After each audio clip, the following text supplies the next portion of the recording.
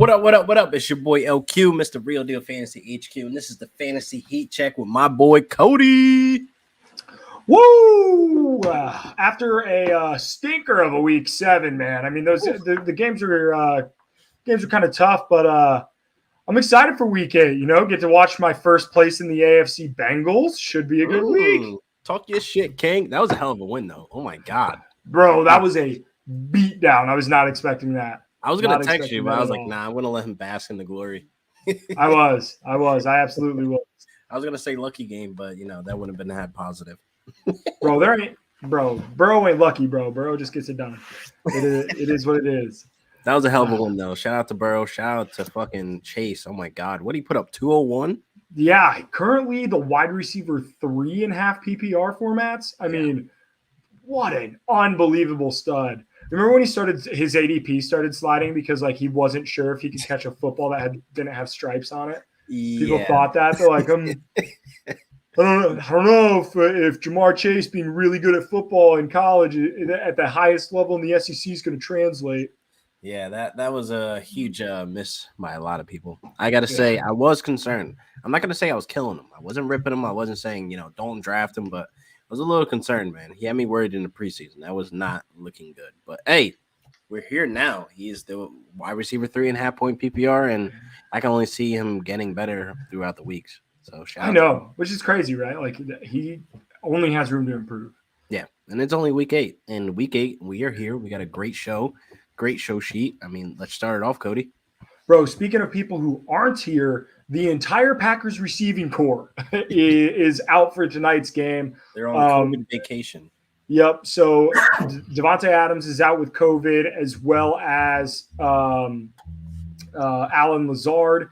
And then they are not returning Marquez Valdez-Scantling from IR due to his hamstring injury. So they are out essentially their top 3 weapons. Going to be a lot of Randall Cobb, Robert Tonyan. So are you comfortable starting essentially either or any Packers pass catcher tonight? I have Robert Tonyan in my league where I'm kind of forced to start him in a situation where I drafted Irv Smith and Jonnu Smith isn't working out, but here we are with Robert Tonyan. Yep. I feel as though he's going to have a huge impact on, the volume tonight. I feel as though he is like the only pass catcher that Aaron Rodgers trusts other than Randall Cobb. It's really just going to be a Randall Cobb, Robert Tonyan / Aaron Jones night. So it's kind of like they're not completely down and out because Aaron Rodgers has, guys that he trusts. So, yeah, of course he doesn't have Adams, which is a huge loss, but goddamn, COVID strikes again. Yeah, and it's crazy to, how much of an impact it's going to have on tonight's game. Packers currently 6.5 point underdogs, depending on what book you're looking at. Should be a good football game, though. Speaking of good news, right? It feels good to have some good news. Jerry Judy back this week. I think he tweeted out like that he's ready to go 100%, like feels good.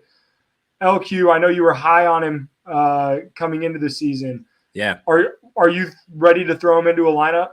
Yeah, I'm full sending him. I'm not waiting to see, how banged up he is or how, healthy he is. I feel as though if he's ready, man, if he says he's ready, I believe he's ready. And he's a talent that, you just can't keep on the bench, man. Like if he's healthy, you're starting him because I feel as though Teddy Bridgewater is desperately needing him after being embarrassing, in their week.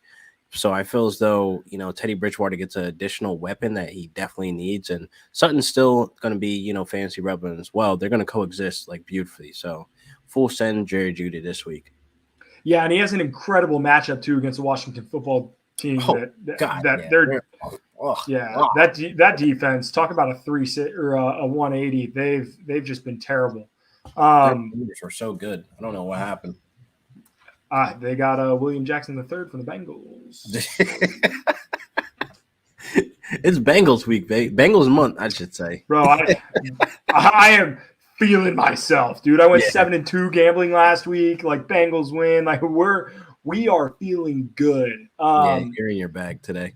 Absolutely. Speaking of one more guy that's feeling good, Michael Thomas has the opportunity to play this week. It's not 100% certain he's coming back. Would he be a guy that if he's slated to play against this Buccaneers defense, that the defense as a whole has been really solid? They haven't been great against pass catchers this year, but would you start Michael Thomas first week back? No, because I honestly feel as though he is not really like mentally there to play for the Saints anymore based on body language, based on prior events going to this offseason. So I have a weird theory. Like if you've been watching First Take, they've been talking about Michael Thomas, Keyshawn Johnson's his uncle. So, that's his nephew. So therefore he has like the inside scoop. Based on what he's saying, man, it doesn't feel like, Michael Thomas wants to be a Saint. So I wouldn't be surprised if he's traded this week too. Yeah, that would be crazy, honestly, coming back from the pop. Certainly a candidate for it. Speaking of, we got one more injury to talk about, but then we'll talk about Saints making trades. Miles Sanders is out this week. Not sure how long he'll be out. Kenneth Gainwell is a guy that I am smashing, at least for this week. A great matchup against the Lions, who have been super fantasy friendly to running backs. I'm all aboard the Kenneth Gainwell train, especially in PPR.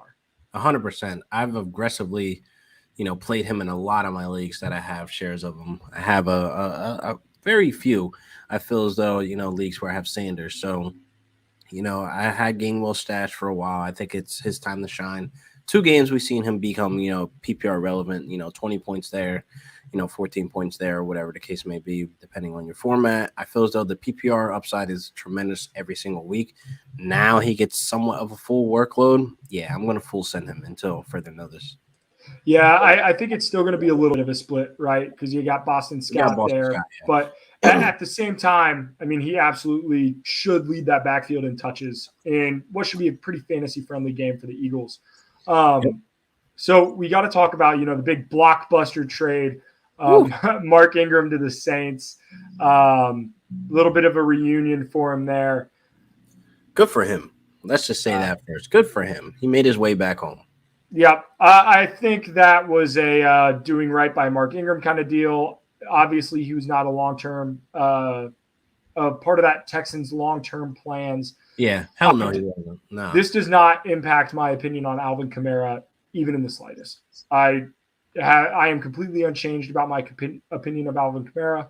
Though I think the real question is, right, what do we feel about David Johnson?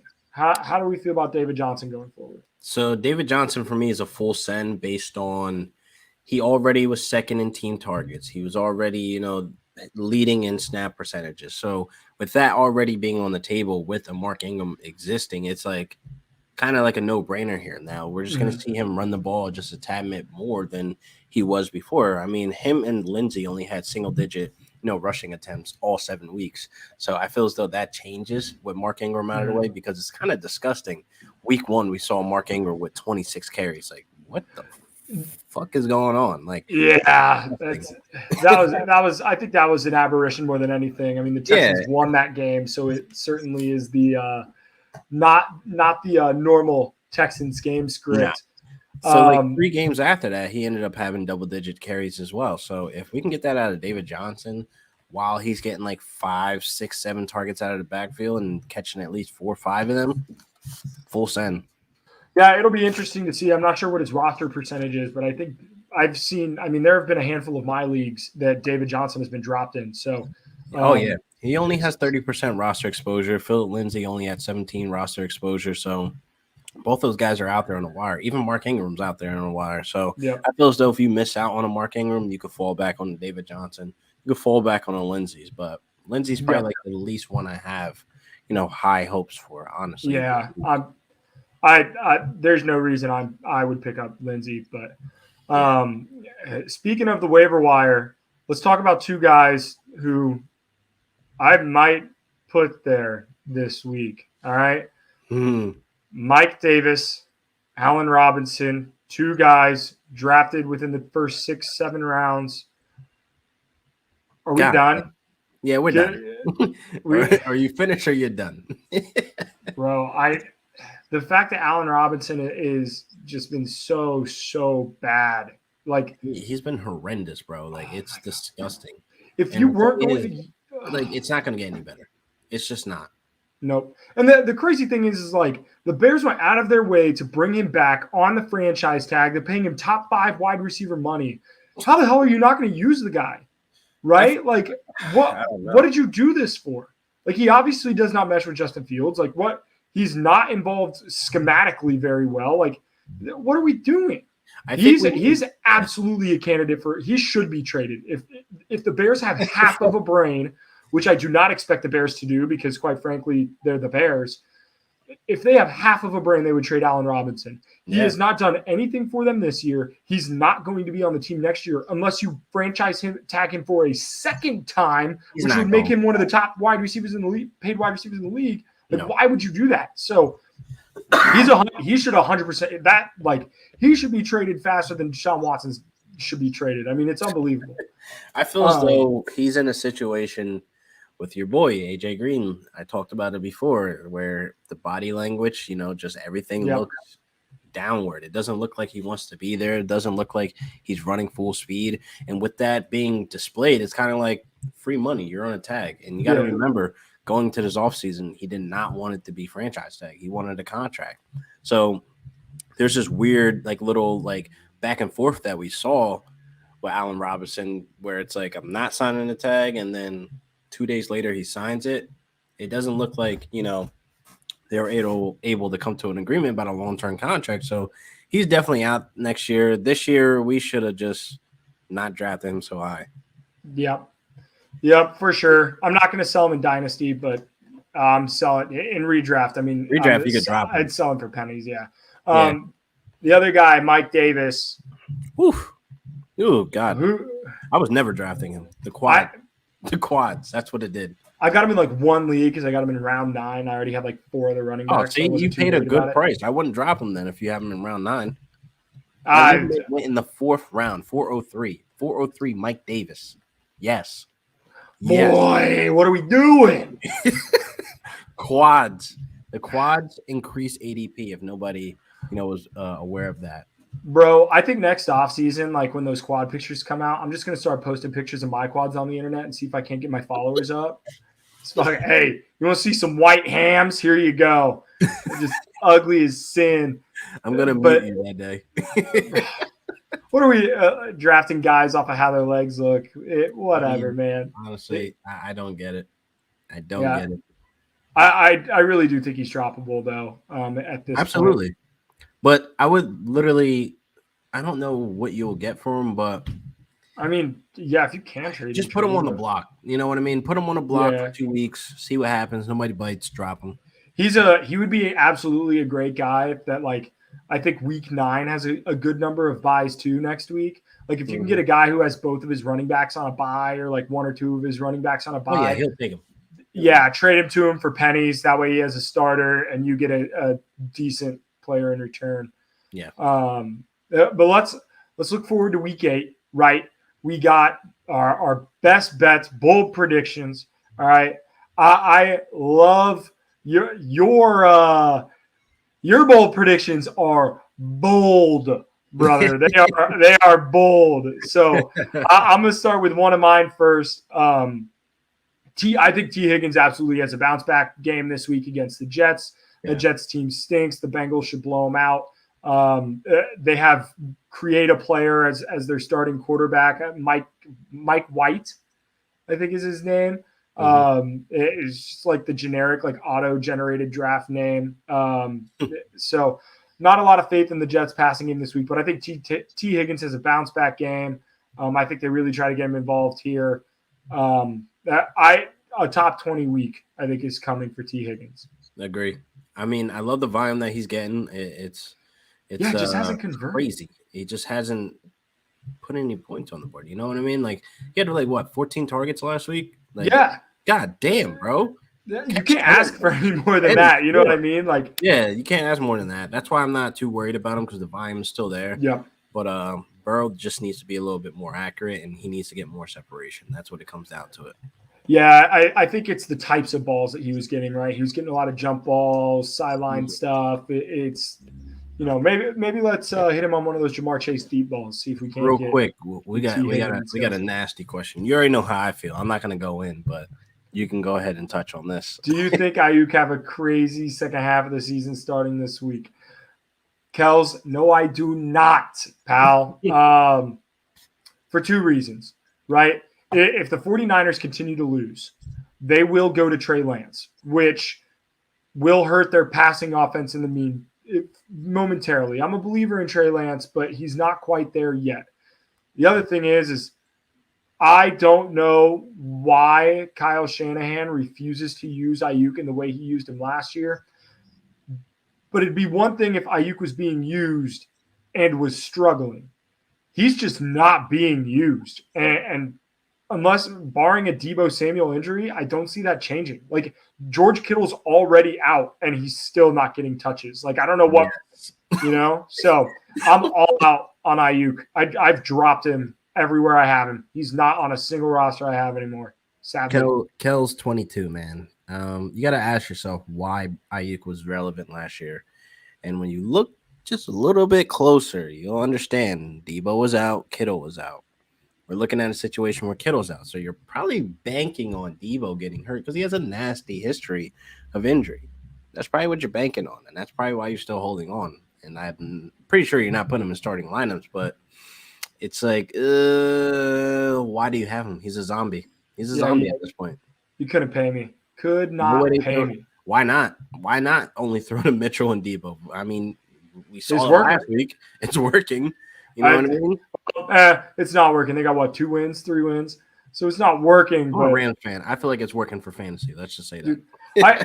Kels, I really to be honest with you, man, I don't know why they're not giving him the ball, but they aren't. And he's not earning it. That's the thing. He's not earning the targets. Targets are earned. He's not going to just magically get 6 targets just because he's on the field on the other side of Deebo. Deebo's earning those targets. People are not really watching Deebo as closely as you should be. He's literally earning those targets. He's being a security blanket for Trey Lance when he's not able to take off in the pocket. Those are things. Yeah. Jimmy G, he's a surgeon. I like Jimmy G, but I don't feel like he's a 49ers future for that organization to win them a Super Bowl, but he is going to be able to find his wide receivers. He's going to throw them open. So got to understand he learned after Tom Brady as well. So I'm going on a little rant, but I just don't believe in Ayuk. He's not going to be that guy. Yeah, tough look for the dynasty rosters who have Brandon Ayuk. How do we feel about David Johnson going forward? Better. We feel better. I think he's flex-ish type running back, matchup dependent. But that's certainly better than where he was. Definitely a better situation. Oh yeah. LQ, so your bold fantasy bet. I like it. I like it. All right. So I love revenge games. This is definitely a revenge game for Hunter Henry. I'm got him going tight end 1 for week 8. He is going to be the tight end of week 8.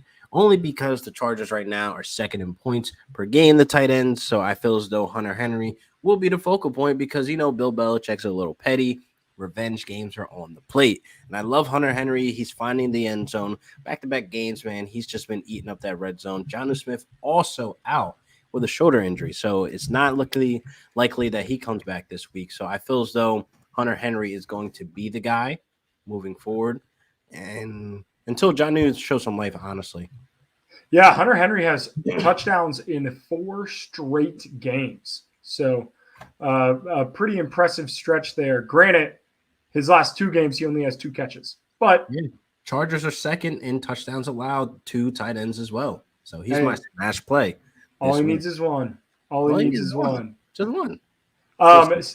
Speaking of the Cowboys, my bet of the week, Cowboys minus 2.5. They've actually dropped now to plus money. I think it's because Dak Prescott is questionable. I think he plays. Yep. I think he plays, first off.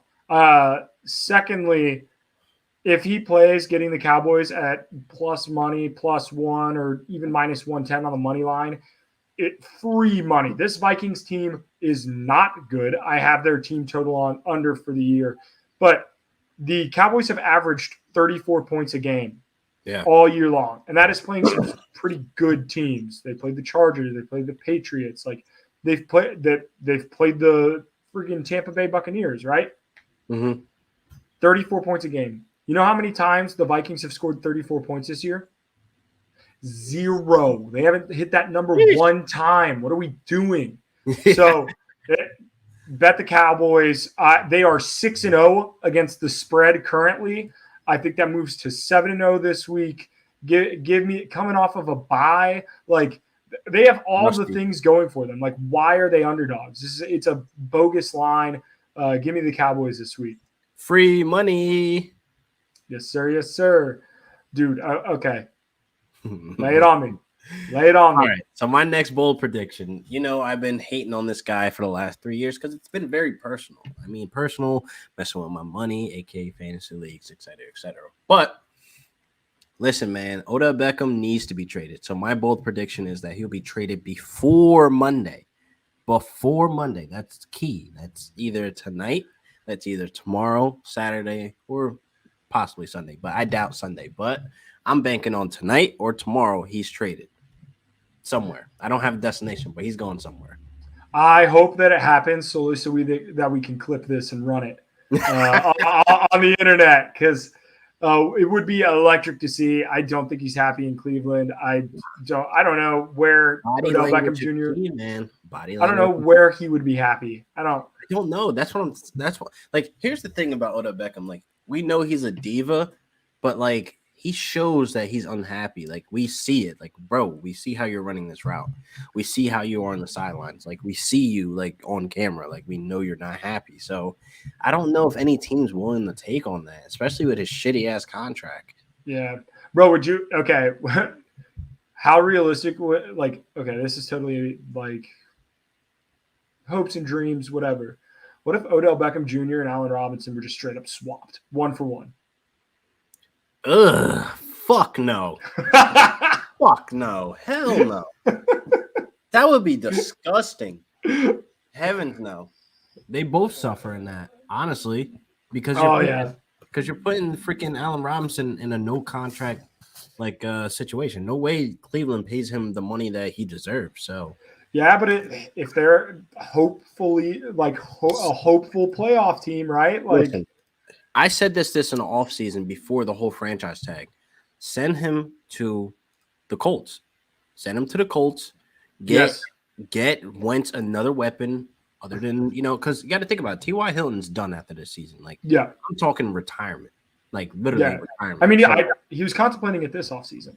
Exactly. So give them Allen Robinson. They're a team. Like I'm gonna say they're gonna make the playoffs if they get Allen Robinson, who's happy, who's paid. Because the Colts stay with the bank. They stay with money. So I feel like they can pay him what he deserves. So I definitely think that. But, what about this question right here? So Allen Robinson, I think possibly could get traded. And we kind of talked about that. Evan Ingram, I think the NFL is out on Evan Ingram, right? He had a great rookie season, right? Exceeded, your standard expectation for rookie tight ends. I'm going to be honest. I am so far out on Evan Ingram, and maybe it's biased because I see Steph all over Twitter, hating on Evan Ingram. But when you go back and watch the tape, he can't block. He's not a blocking tight end at all. So you're limited in how you can play him snap wise. Yep. And then even when he does get targets, like he doesn't do anything special with him at all. He's not a guy that breaks tackles. He's not a guy that's making big end zone plays. Like he's a dud. Yeah, and it feel though he's valuable.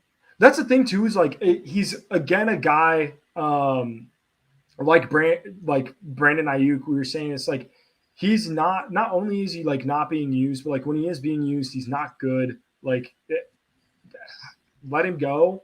Yeah. Like at this point, like I don't know what a team would give for Evan Ingram, and how many teams in the league are like really tight end, like receiving tight end hungry. I saw somebody propose an Evan Ingram to the Bengals trade. Like, what? What for? Right? Like, I don't think that improves that offense in any measurable way. And then you're going to give up draft capital for it? Like, no thanks. He's going to become an OJ Howard, honestly. I feel as though the only difference is that Evan Ingram's rookie season, they had nobody. That's the season Yeah. that Odell Beckham got injured. He had And a billion targets. exactly. So he got fed, like force fed. So therefore, that's why he looked great. But now with other people around him who are better or on the same par somewhat, he's just falling into the shadows. So I don't think any team is willing to give up draft capital for a guy like that. Just let him get cut, release, whatever the case may be, and then pick him up for free. Yep.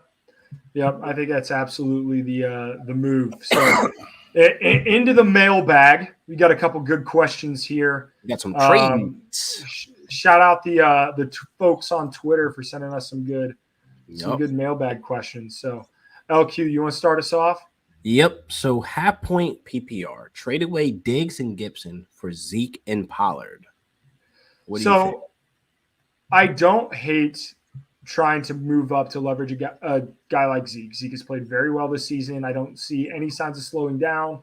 Pollard, matchup dependent, can be a flex play. He's currently a top 30 running back. Mm-hmm.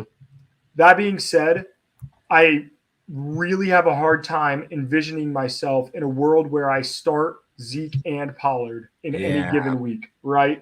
I don't see Zeke getting injured either. So then Troy's policy is irrelevant. Yep, and Zeke, I think Zeke has really actually only missed one game due to injury in his career. The thing with Diggs, and I understand that Diggs has had a down year, right? But he was exceptional last season. I think he can get back to close to that, right? I had him outside of my top 5 wide receivers before the season started. Yeah. LQ, I know you're a little bit higher on him than I am, but he's still uber talented, right? You could start Diggs and Gibson in fantasy week in and week out and be comfortable with that. And I know both of these guys have kind of underperformed to their ADP a little bit, but I don't know if I would make this trade. Nah, I wouldn't. I'm not a big fan of that. Especially what you're getting in return is basically essentially like 2 players on the same team, but it's really just one. You're giving up Gibson and Diggs for Zeke. I understand you're probably hurting that running back. You want to upgrade to get Zeke, but I just don't like Pollard in that mix. If you can put in another, like if you could put a Singletary there instead of a Pollard, maybe, that looks a tad bit better, or a Zach Moss, or maybe, I don't know, a Javonte Williams. Like, if you can put that in the mix instead of, the same team, same position type ordeal, it's kind of disgusting. So, no, I would not make that trade. The only caveat I say to that is if Diggs is your wide receiver 3, like if you have 2 other guys, like say you drafted Jamar Chase and Mike Evans or something along those lines, then I could absolutely see, like, hey, let's get a stud running back. So understand your roster construction a little bit, but if you can afford to get rid of Diggs, I mean, like really afford it, it's not a bad trade. Not a terrible trade. So the next one, are we holding on to AB and waiting until he comes back from injury, or are we dropping him for Michael Pittman Jr.? Standard league. I don't know what your roster looks like. Okay. They both should be on your roster. Yeah. Antonio Brown and Michael Pittman Jr. should both be on your roster, to be quite honest. You can make it work. Yeah. They're both talented, right? It sucks that AB's hurt. And I'm going to be honest. I think I would take Michael Pittman Jr. over Antonio Brown right now. Yes. Just because it looks like Antonio Brown's injury may linger a little bit. I don't know how deep your team is, but he's not the number 1 target. I would start Michael Pittman Jr. Yeah. I have no issue starting him this week against the Titans or really any week. He's obviously Carson Wentz's number 1 target. He loves the guy. They're throwing deep balls. They look to him in the end zone, red zone area. Like he's getting those he's getting the money targets too, right? Yeah. He's not just getting regular targets. He's getting the money targets. I love Michael Pittman Jr. So I would drop him for Michael Pittman Jr., but if you can, see if you can keep both on your roster. Exactamundo. Next one. Last but not least. So I have Brady at QB1. Would it be okay if I trade my backup, Stafford, and Kareem Hunt for Jonathan Taylor? Ooh. Bro, I would have accepted this trade yesterday, pal. Absolutely. First off, Kareem Hunt at no point, barring an injury, will be the number 1 running back on his team. Jonathan Taylor is, I believe, the number 2 running back in half-point PPR. The dude is an absolute stud, far and above the number 1 running back on his team, and it's not close. You're trading a backup, a quarterback, which is the most streamable position in fantasy football, especially it looks like it's a 1 quarterback league. Yeah. If you can get this trade, man, send that to the moon, buddy. Like that is a no-brainer. Love Absolutely. Jonathan Taylor. I was not high enough on him this offseason, to be honest. That I should have been higher. Dude, should have been higher. I wasn't worried about Marlon Mack. I was worried more so of Frank Wright. And Frank Wright, he has his moments where, we're like, what the fuck are you doing? Because we had Jonathan Taylor have 2 carries going into the half. I think it was 2 weeks ago, and everybody was like freaking out because it was like, why? Yeah. Why? Here's the thing with like Jonathan Taylor. He's currently the half-point PPR running back too. But if you watch these games, you still are like, you're like, that's not enough. He's that damn good. You know what I mean? You're like, imagine just a Jonathan Taylor, but with a Derrick Henry workload, like 27 touches a game. That would be unbelievable. It would literally be RB1. Yeah. No conversation. Yeah. Frank getting passing looks too. Yes. So that'll never happen underneath Frank Reich. That being said, Jonathan Taylor's a stud. Send that absolutely, man. Oh. Yeah, man, for that asshole. Because it's annoying because it's like him having 2 carries going into the half and then finish the game with 145 makes no sense. That makes no sense. It's like he could have had 200 easy if you would have leaned on him the first 2 quarters. Like, what the fuck? The way he run, like, and him breaking off those big runs, he had that like 79-yard reception the other day.